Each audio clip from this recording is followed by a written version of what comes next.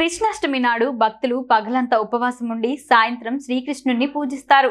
శ్రావణ మాసంలో లభించే పళ్ళు, అటుకులు, బెల్లం కలిపిన వెన్న, పెరుగు, మీగడ స్వామికి నైవేద్యంగా పెడతారు. ఊయల కట్టి అందులో శ్రీకృష్ణ విగ్రహమును పడుకోబెట్టి ఊపుతూ రకరకాల పాటలు, కీర్తనలు పాడతారు. పురవీధుల్లో ఎత్తుగా ఉట్లు కట్టి పోటీ పడి వాటిని కొడతారు. భక్తి శ్రద్ధలతో శ్రీకృష్ణ జయంతి వ్రతంగా ఆచరిస్తే గోదానం చేసిన ఫలితం, కురుక్షేత్రంలో సువర్ణ దానం చేసిన ఫలం దక్కుతుందని బ్రహ్మాండం పురాణం చెప్పింది. కలియుగంలో కల్మషాల్ని హరించి పుణ్యాల్ని ప్రసాదించే పర్వదినమిది.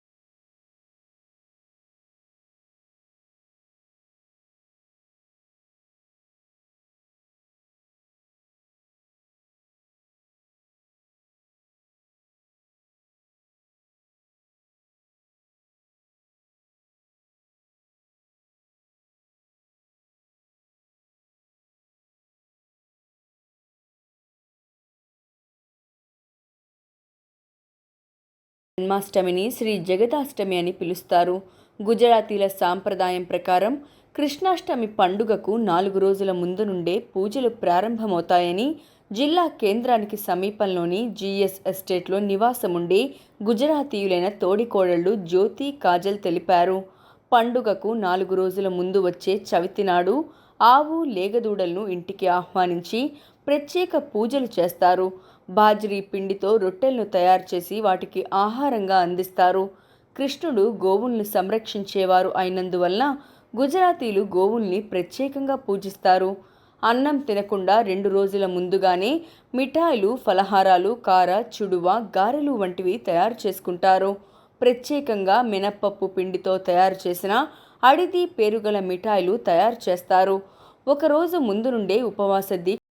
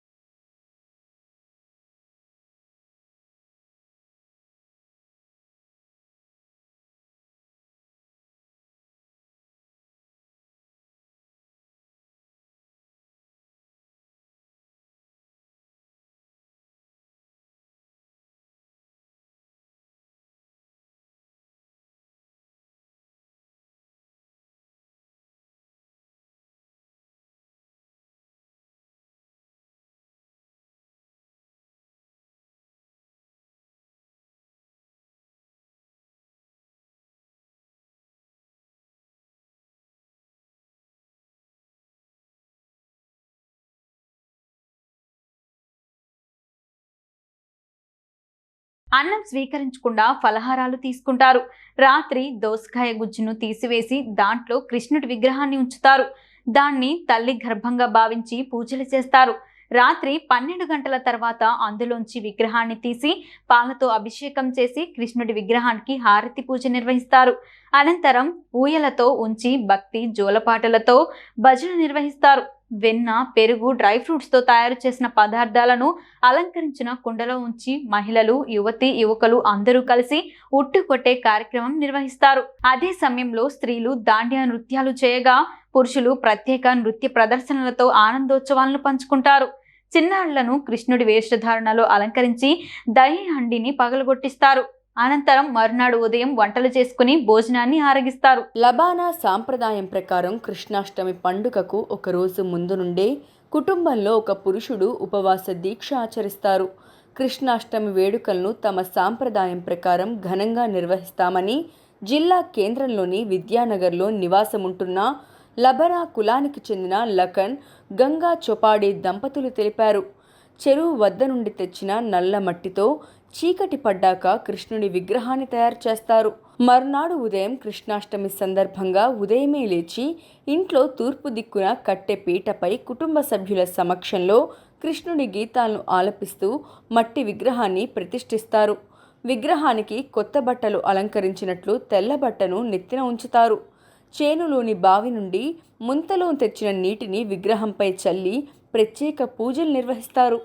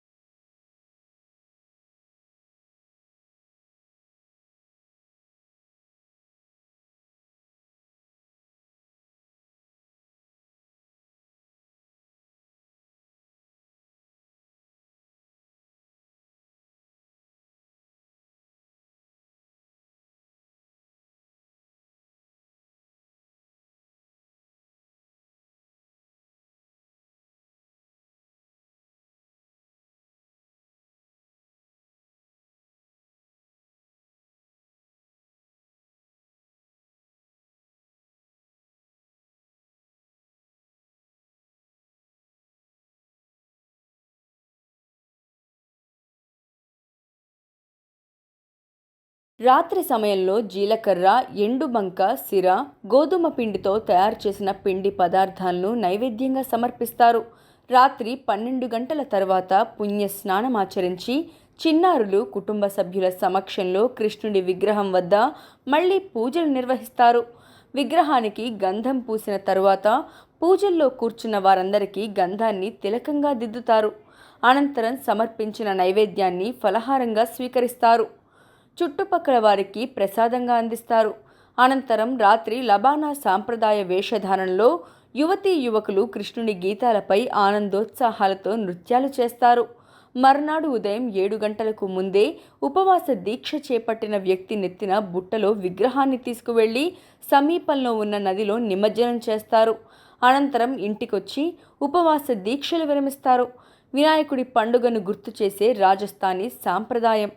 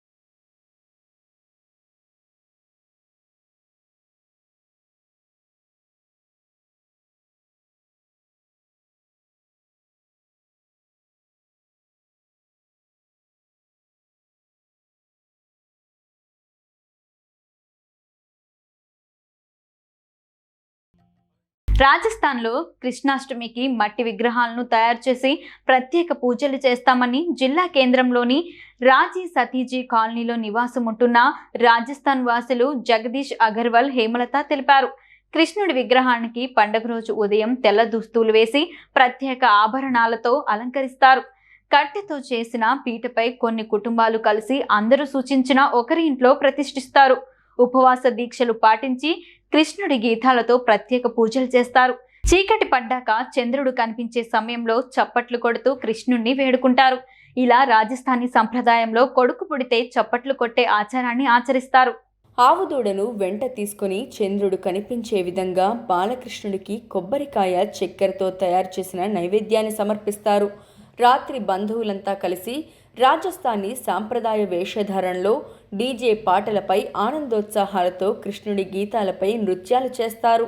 మర్నాడు ఉదయం ఒక మహిళ పవిత్ర స్నానమాచరించి ప్రత్యేక పూజల నడుమ పీట మీద ఉన్న విగ్రహాన్ని బుట్టలో నెత్తిన పెట్టి మహిళలు, యువతీ యువకుల సమక్షంలో దాదాపు 15 నుండి 20 మంది వరకు కలిసి కృష్ణుని గీతాలు ఆలపిస్తూ ఊరేగింపుగా సమీపంలో ఉన్న నదులు, చెరువులకు వెళతారు. ఎంత దూరమున్నా పాదయాత్రగా వెళ్ళి అక్కడ నది ఒడ్డున మట్టి విగ్రహానికి పూజలు నిర్వహించి నిమజ్జనం చేస్తారు. అనంతరం నిమజ్జనానికి వచ్చిన వారంతా ఒక చోట కూర్చొని కృష్ణ భగవానుని స్మరించుకొని తమ తమ ఇళ్లల్లోకి వెళ్ళి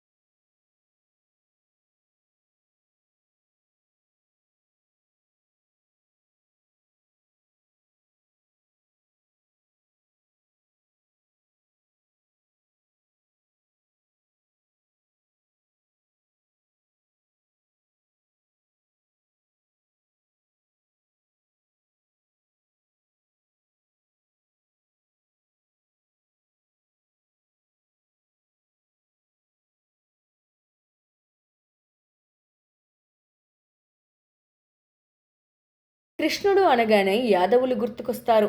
ఆ కులస్తులు కృష్ణుణ్ణి కులదైవంగా కొలుస్తూ వస్తున్నారు.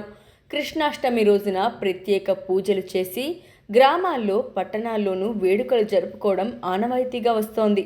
యాదవులు అత్యధికులు కలిగిన గ్రామాల్లో కృష్ణాష్టమికి ఒక రోజు ముందు నుండే ఈ వేడుకల్లో నిమగ్నమవుతారు. అర్ధరాత్రి నుండి వేడుకలను ప్రారంభిస్తారు.